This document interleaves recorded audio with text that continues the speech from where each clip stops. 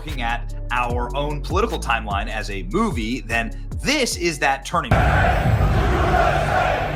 This is Donald Trump, the Trump dynasty, with his two sons, Eric and Don, and Robert F. Kennedy, leading the entire 25,000 people in Madison Square Garden in a USA, USA, USA chant. Right before the heavyweight champion of the world, jumps the fence, hands Donald Trump the championship. Incredible moment. And then kneels down and praises Trump and vibes with Trump. This is the undisputed world heavyweight champion who shouted out Trump after his victory. Thank you to President Donald Trump for being here tonight. And then hit the Trump. Can I get it? Honestly, president about as good as Trump is. Hey, what do you guys think about my version of the Donald Trump? Check it out.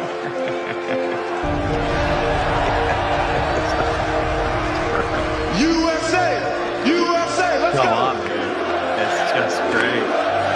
Listen to that. More USA chants from the 25,000 people that are in downtown New York City, Madison Square Garden.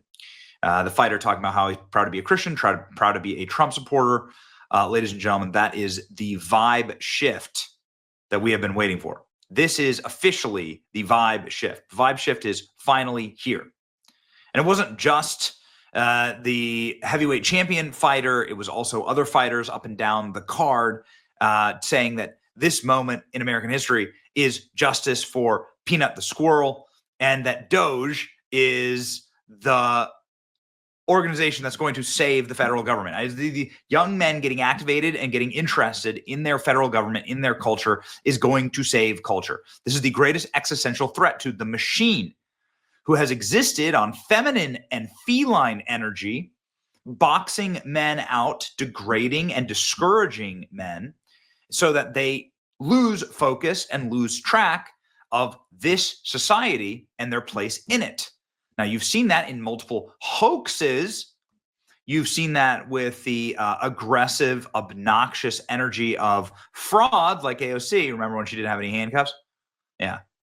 But AOC's own electorate seems to be turning on her. AOC's district saw a massive shift to Trump during presidential election. This is very interesting. AOC's home base is seeing red. Far-left Democrat New York Rep. Alexandria Ocasio-Cortez constituency swung towards President-elect Trump by one of the largest margins in the entire city. So all those people chanting for President Trump inside of Madison Square Garden at the UFC event, yeah, that is AOC's constituents. In 2020, 77% of AOC's congressional district, parts of Bronx and the Queens, cast their vote for Joe Biden. Trump snagged just 22%. Analysis of voting records shows. That yawning 55% gap was cut in half this week, with Vice President Kamala Harris securing under 65% of the ballots cast in New York 14 to Trump's 33%, according to the unofficial voting records. So AOC's district is swinging to Trump. The once deep blue city saw roughly a 15-point swing overall towards Trump since 2020, Harris raking in roughly 68% of the votes compared to a little more than 30% for a Republican nominee.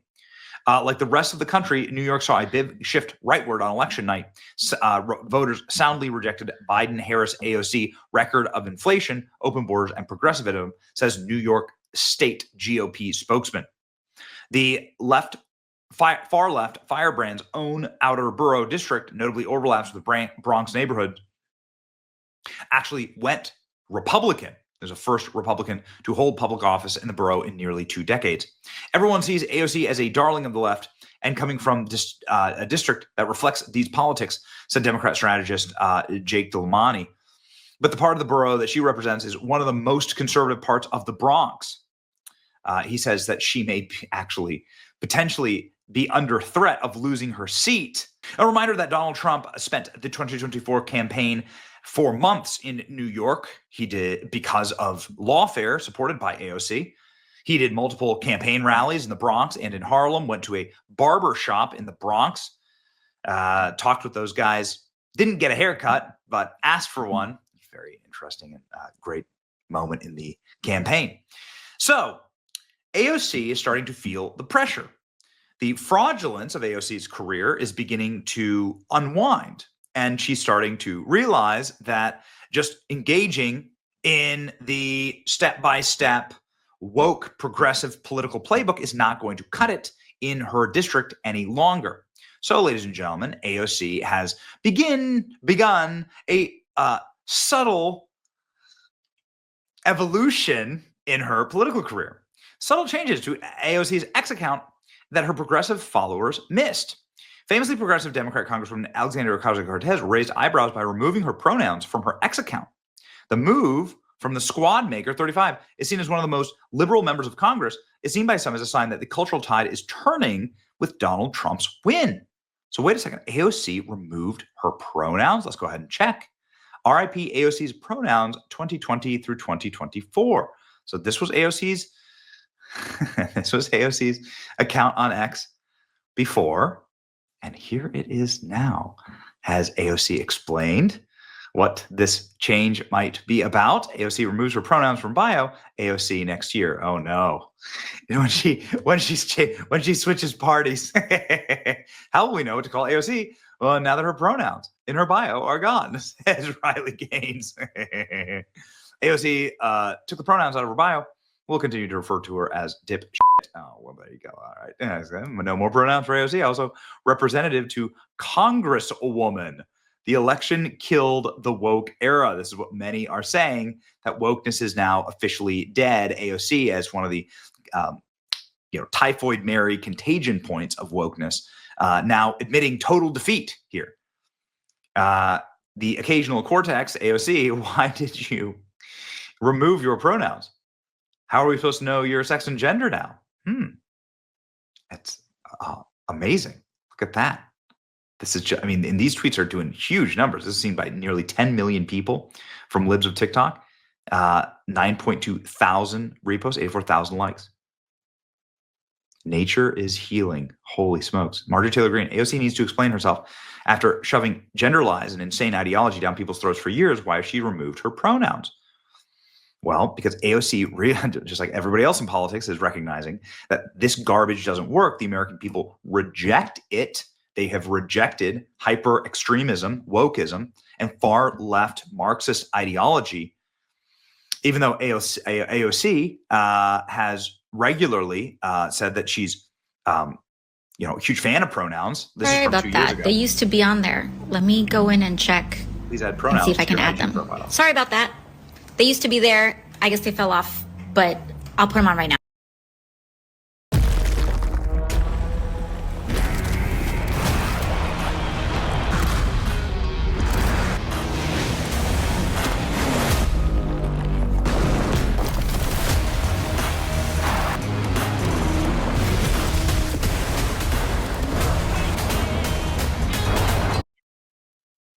Oh, there you go.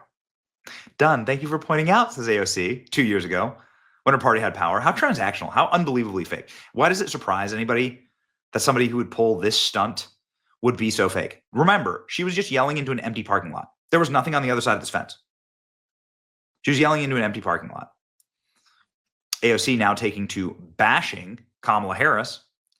AOC removing the pronouns from her bio is a major vibe shift. Yes, that's exactly correct. AOC is bashing Kamala Harris. Hold on. The question is, do you buy the argument that woke loses elections? Like saying Latinx. I really don't like fake people, and they're sick and tired of fake politicians. And so what I actually think is worse is saying something you don't believe. And so if during the entire time in campaign season, you're saying that you're down with trans people or like the LGBT community, and then you lose an election, and then the next day you say all that stuff was wrong. I actually think what people are more upset about is someone was doing something they didn't believe and just saying something. Like, if you actually weren't about that life, why did you campaign as though you were? AOC down bad, going after Kamala Harris and asking people what podcasts they listen to. AOC is building a list of podcasts hit list for the federal government. Don't take the bait, boys. Here we go. What podcast do you listen to? Just let me know. Podcasts are you listening to? Which accounts are you subscribing to? I'm interested, like genuinely. Let me know which ones specifically, which accounts, which podcasts, etc. Ladies and gentlemen, this is a fascinating time. AOC removing her pronouns. You know that AOC has been flirting big time with Elon Musk. Elon Musk regularly hitting on AOC on the X platform. Could this potentially be a cultural moment? Is this what is this what America really needs to see? Is AOC and Elon Musk finally going to hook up? We don't know. We're not sure. She's definitely MAGA curious. After Dems lost the election by relying on the mainstream media to brainwash American, AOC asked, what podcasts do Trump people listen to? Meanwhile, John Fetterman is saying that Donald Trump is doing God-tier level trolling to own the libs in perpetuity. AOC is just reading the tea leaves. She's a politician after all, and she knows that the cultural moment for the left is over, and that is the number one power vector that the left counted on, being able to affect culture, being able to be the cool kids. And now Donald Trump and conservatives are culture and are the people who are creating culture. The left is totally atrophied. Every one of their celebrities, every one of their movie stars, every Taylor Swift, it did nothing. It actually hurt Kamala Harris.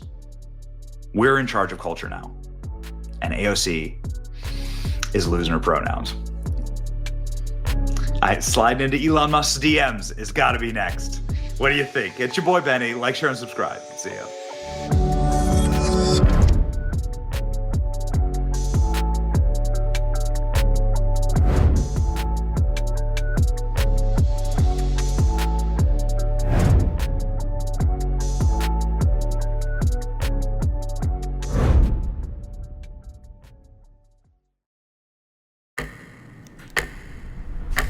Stressed out?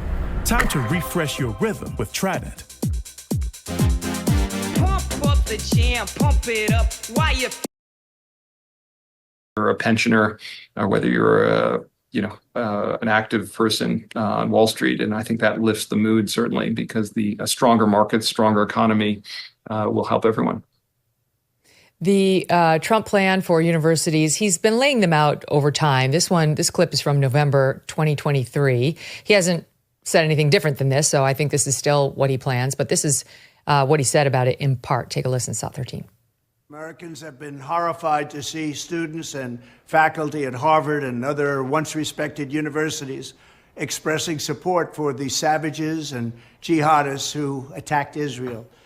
We spend more money on higher education than any other country, and yet they're turning our students into communists and terrorists and sympathizers. Under the plan I'm announcing today, we will take the billions and billions of dollars that we will collect by taxing, fining, and suing excessively large private university endowments, and we will then use that money to endow a new institution called the American Academy. Its mission will be to make a truly world-class education available to every American, free of charge, and do it without adding a single dime to the federal debt. It will be strictly non-political, and there will be no wokeness or jihadism allowed. What do you make of that, to tax the private endowments? That's getting more and more steam. Yeah, look, I think if you think about it, I'll use my Harvard example. Harvard gets huge subsidies from taxpayers. One is the tax exemption, which of course is enormously valuable to Harvard. It's enabled them to generate billions of dollars. So effectively, when you think about a tax exemption, it means the entire country is paying for